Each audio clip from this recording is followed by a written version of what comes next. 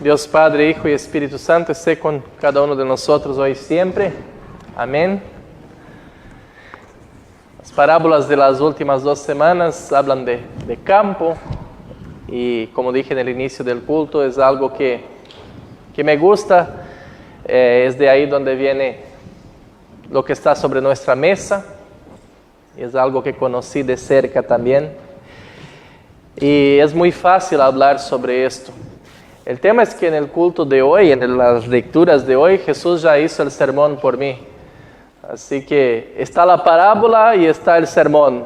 No hay mucho que hablar, ¿verdad? Está ahí la explicación. Voy a leer de vuelta la explicación de Jesús a la parábola. Dice así: luego de despedir a la gente, Jesús entró en la casa y ahí hizo el sermón. Sus discípulos se le acercaron y le dijeron: explícanos la parábola de la cizaña en el campo. Y Jesús empieza a hablar entonces, predicar. El que siembra la buena semilla es el Hijo del Hombre. El campo es el mundo. La buena semilla son los hijos del reino. Y la cizaña son los hijos del maligno. El enemigo que la sembró es el diablo. La cosecha es el fin del mundo. Y los segadores son los ángeles. Así como se arranca la cizaña y se quema en el fuego, así también será en el fin del mundo. El Hijo del Hombre enviará a sus ángeles y ellos recogerán de su reino a todos los que sirven de tropiezo y a los que hacen lo malo, y los echarán en el horno de fuego. Allí habrá llanto y rechinar de dientes. Entonces, en el reino de su Padre, los justos resplandecerán como el sol. El que tenga oídos, que oiga. Amén. Cantamos y ofrendamos y terminó el sermón, ¿verdad? Nadie podría hacer un sermón mejor que esto, tan resumido y tan objetivo. Solo Jesús. Ninguna persona tendría la capacidad de resumir como Jesús. Es más, todo lo que Jesús dijo se puede compactar en 4 hojas más o menos. Y es tanto contenido que en toda la historia de la humanidad no se pudo exhaurir todo.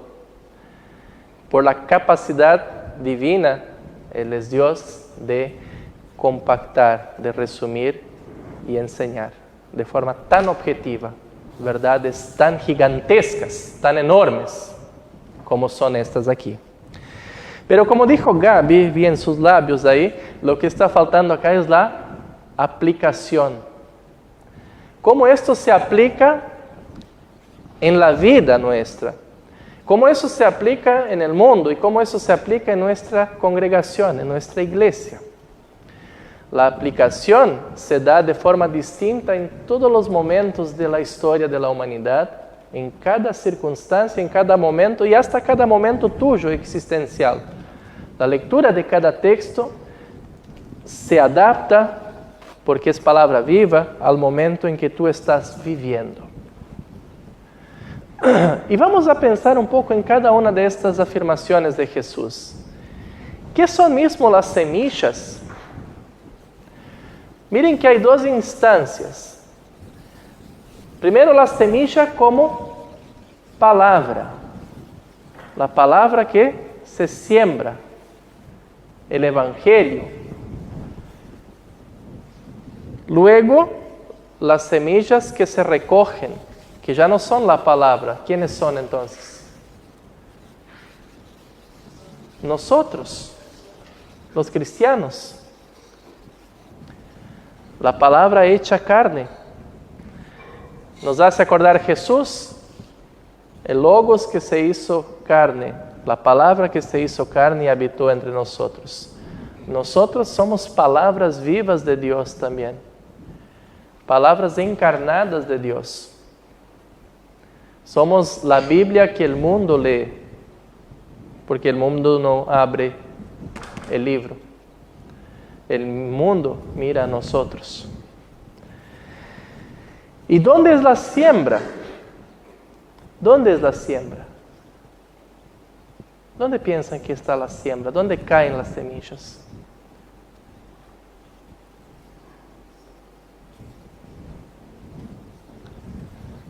en el corazón de cada uno. Y en el texto de la semana pasada vimos que hay diferentes tipos de suelos. Está el suelo que es la orilla del camino, que vienen los pájaros y comen la semilla. Entonces una semilla que mal cayó en el corazón y los enemigos ya se lo llevan. Están aquellas semillas que caen en medio a las piedras, que brotan, crecen rapidito, pero el sol las mata.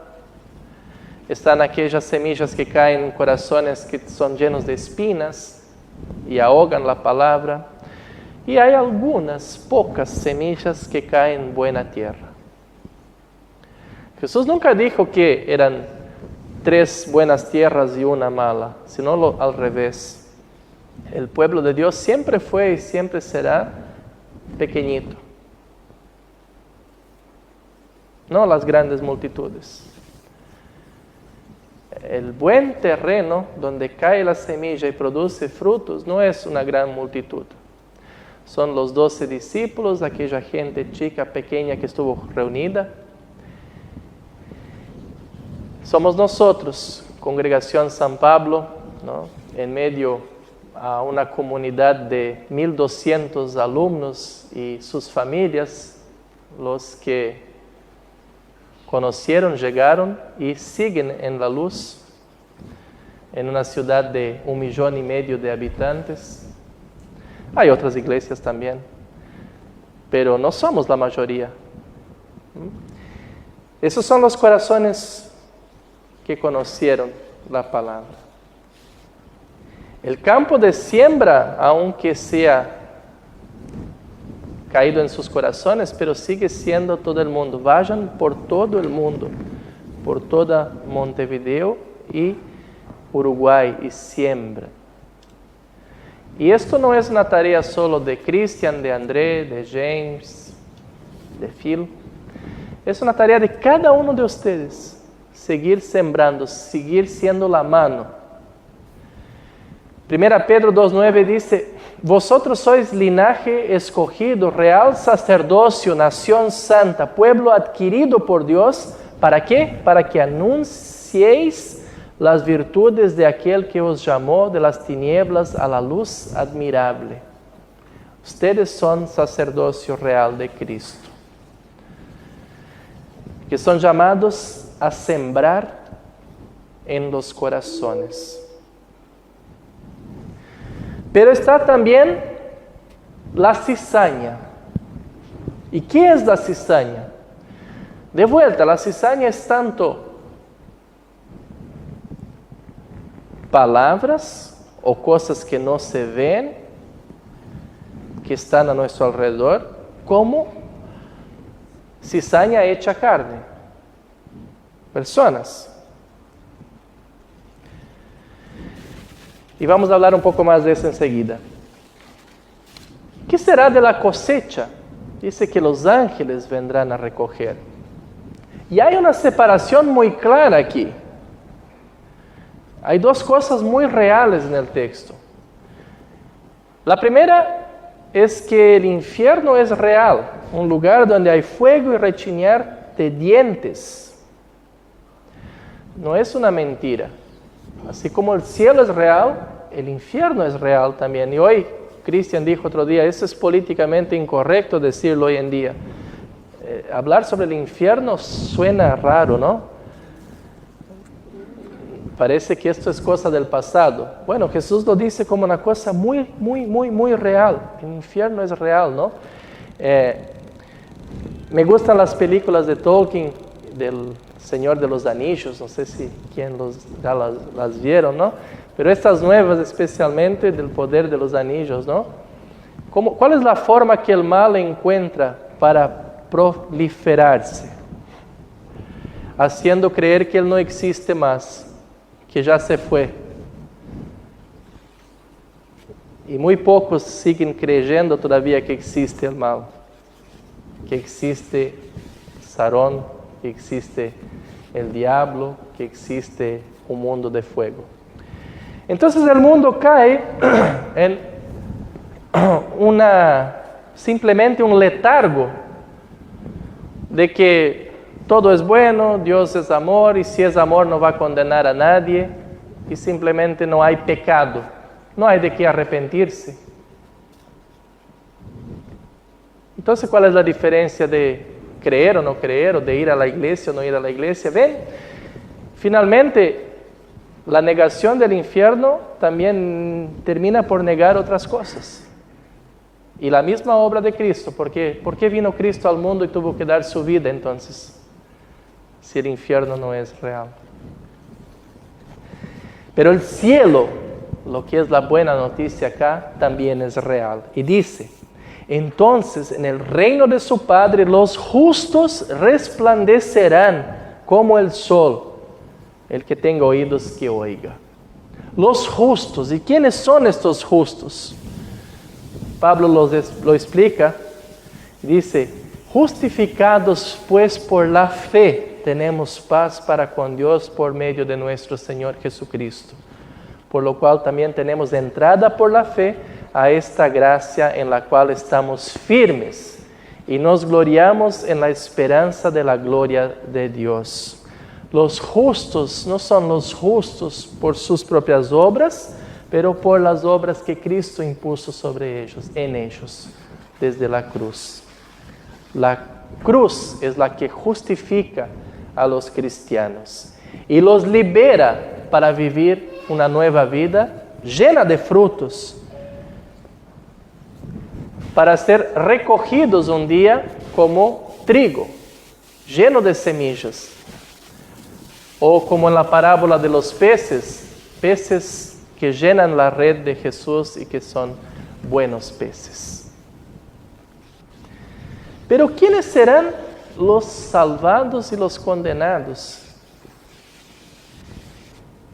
Entonces, no se trata exactamente de mirar los frutos, y ahí empezamos a entrar en la semejanza, pero en sí, de dónde viene la fuente y cómo se recibe. Los que tengan oídos para oír, dice varias veces. El que tenga oídos abiertos, corazones abiertos, mente abierta para escuchar y creer, serán los salvados. No tanto acá habla de los frutos en sí que vemos, pero de cosas que no vemos. Ayer fui con Martín a mirar El Principito y una frase que me llamó mucho la atención, que ya había leído, pero que ayer, gracias Emi por indicar, que es tan bonita, es que dice, las cosas más esenciales de la vida son las que no vemos. La palabra de Dios es así.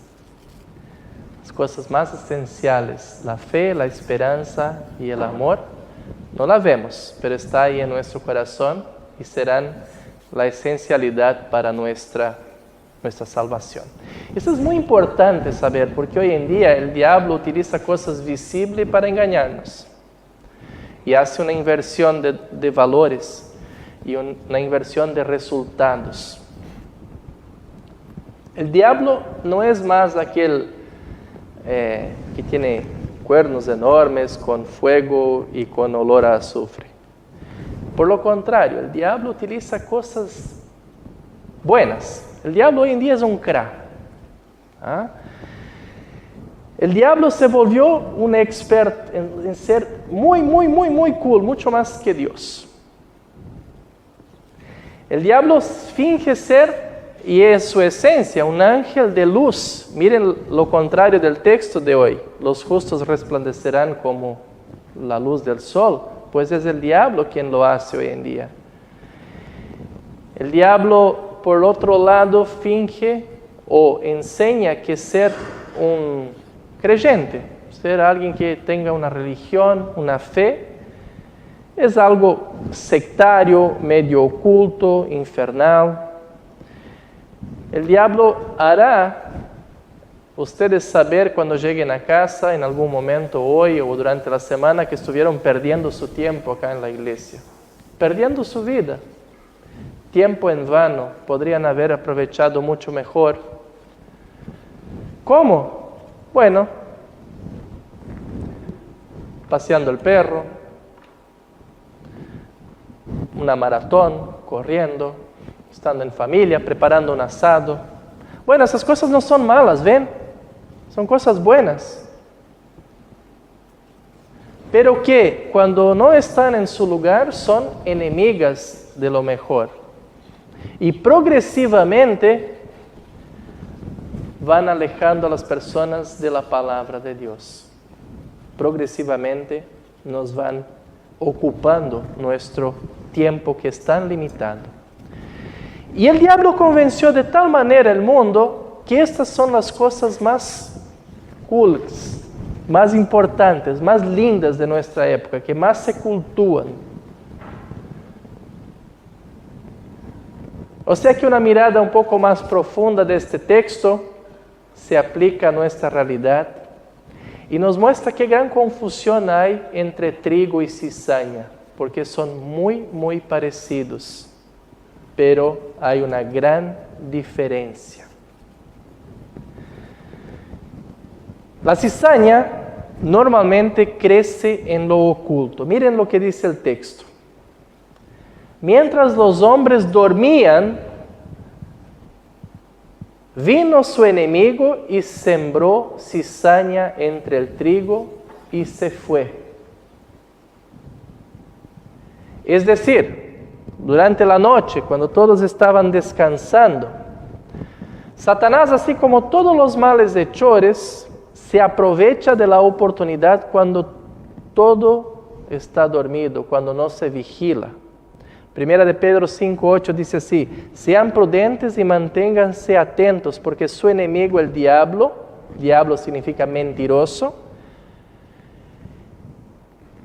anda alrededor de ustedes como león rugiente, buscando a alguien a quien devorar. Otra cosa interesante es que el diablo, el maligno, sembró la cizaña y se fue. Y ahora entramos en un aspecto muy propio, aplicable a lo que es la iglesia.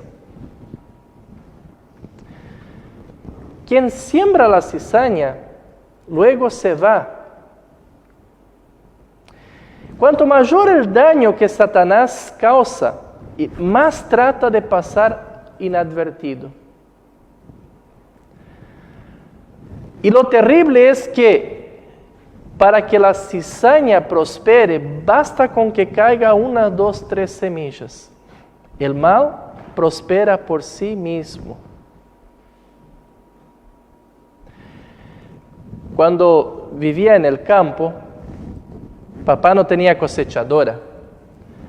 Y siempre habíamos que contratar el servicio de cosechadora de estancieros ricos, ¿no?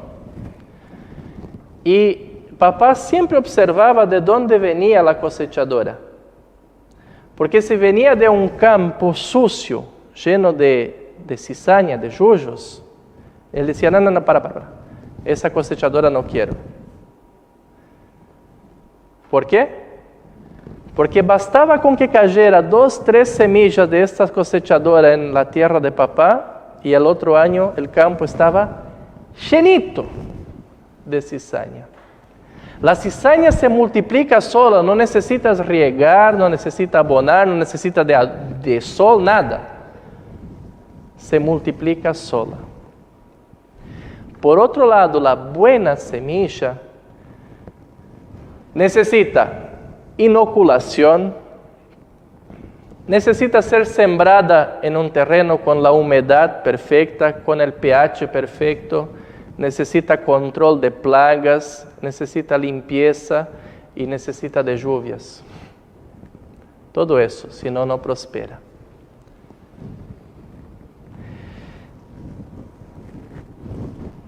Queridos, ustedes son buena semilla.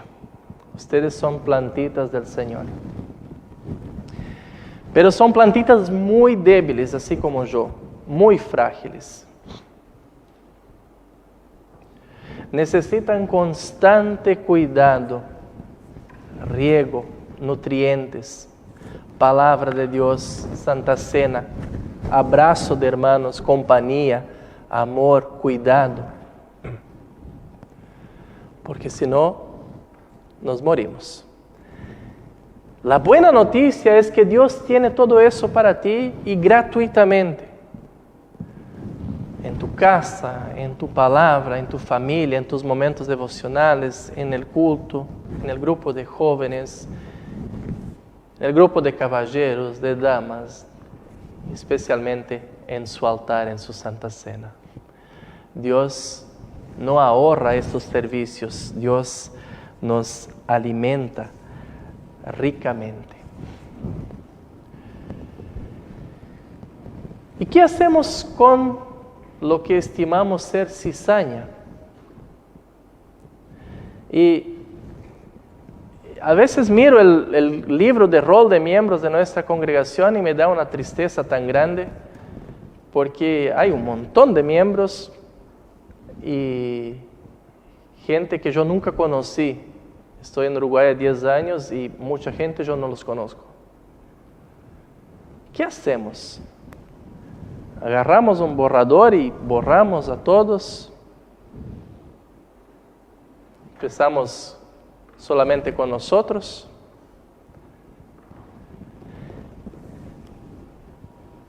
El texto nos advierte sobre cosas interesantes. La posibilidad que tenemos de equivocarnos, de confundirnos con lo que es trigo y con lo que es cizaña. Ese es un tema. El otro tema es que al arrancar la cizaña, ¿qué puedes hacer? Junto en el mismo mojoncito de tierra puede haber una plantita de trigo. ¿Y qué pasa? Entonces, miren qué buena tarea la nuestra. No toca a nosotros juzgar ni separar, sino solamente sembrar. De verdad, gracias Señor por esta tarea y no la otra, porque la otra debería ser mucho, mucho dura, muy dura. No nos toca sembrar. Pero vemos las marcas de aquellos que son trigo y son cizaña muchas veces, aunque no nos toque juzgar. Pero hay una gran diferencia. ¿Saben cuál es? Quien conoce el campo. Cuando está casi madura, la cizaña permanece verde y derecha. Mientras el trigo empieza a quedar amarillo, como el pelito del Pequeño Príncipe. ¿Y qué hace? Se curva por el peso de sus semillas.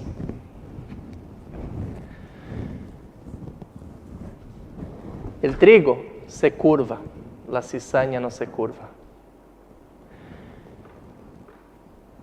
El trigo reconoce que no puede nada solo.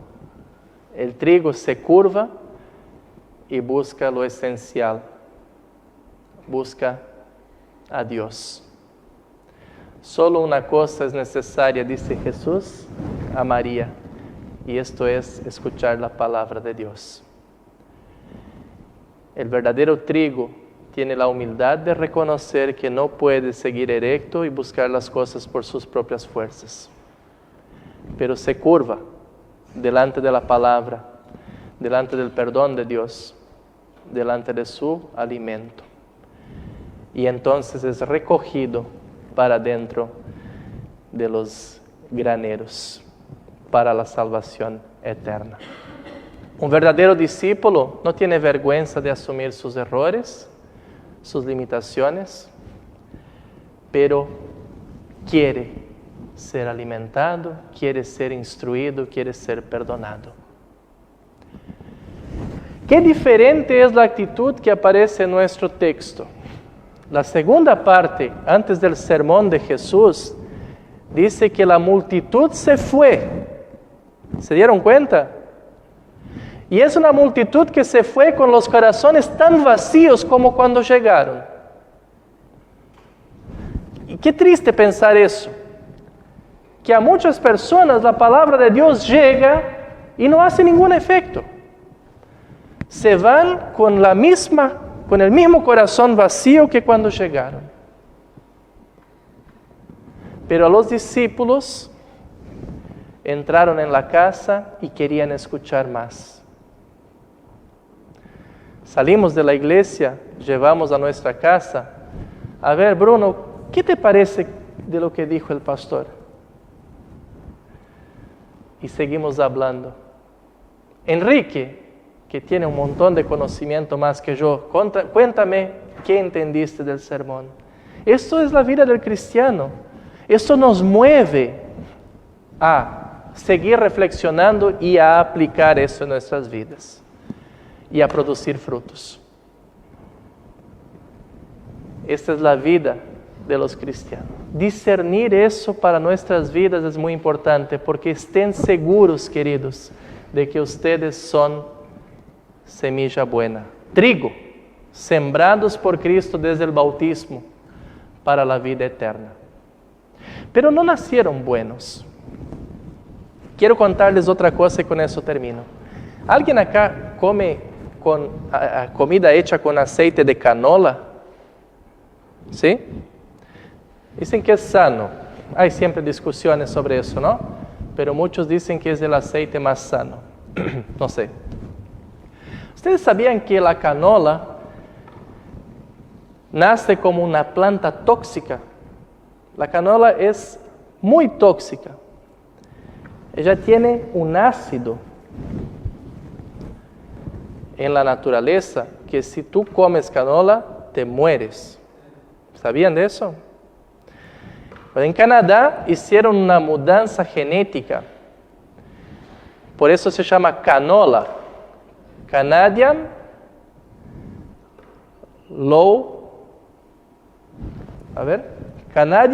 Oil Low Acid.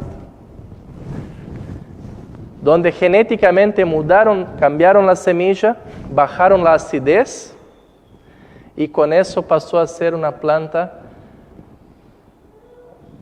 comestible para el aceite y con harinas también de canola. Y es uno de los aceites más consumidos hoy en día. Ustedes no nacieron plantas buenas, yo tampoco, nadie. Nosotros sufrimos una mudanza, un cambio genético desde nuestro bautismo o desde el momento en que conociste a Jesús y creíste.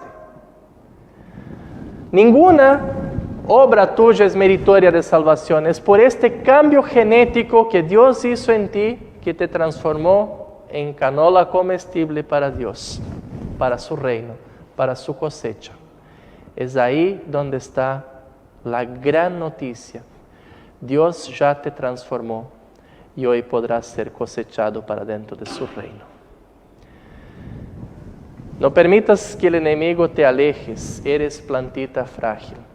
Sigas alimentándote, nutriéndote de la palabra y de los sacramentos, porque es aquí donde Dios cultiva sus plantas para la salvación eterna. Que Dios nos guarde en sus graneros, hoy y siempre. Amén.